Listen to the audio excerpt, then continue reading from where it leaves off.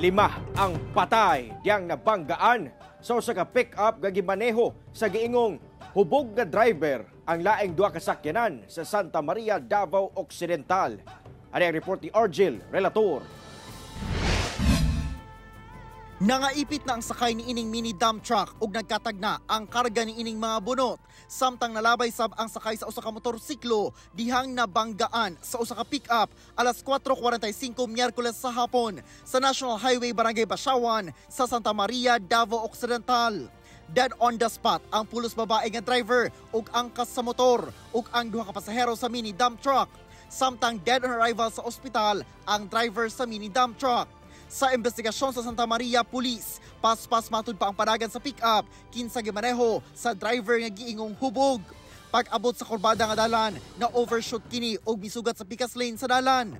Resulta, nabanggaan ini ang motorsiklo. Nangalabay ang driver ug angkas sa motor sa sementadong dalan. Nabanggaan sab sa pick-up ang mini dump truck nga nagsunod sa nabanggaan nga motorsiklo.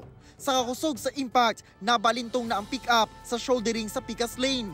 So ito si driver sir ng pick-up is birthday niya nung araw na yon. So lasing na lasing yung suspect. So, yun sir, approaching kurbada para nakatulog ata yung driver.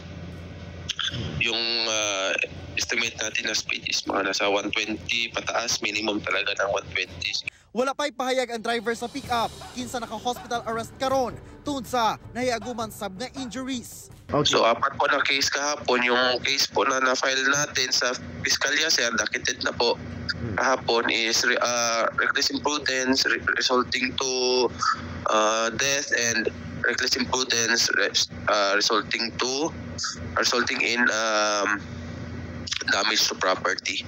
Ako si Argel Relator para sa One Mindanao.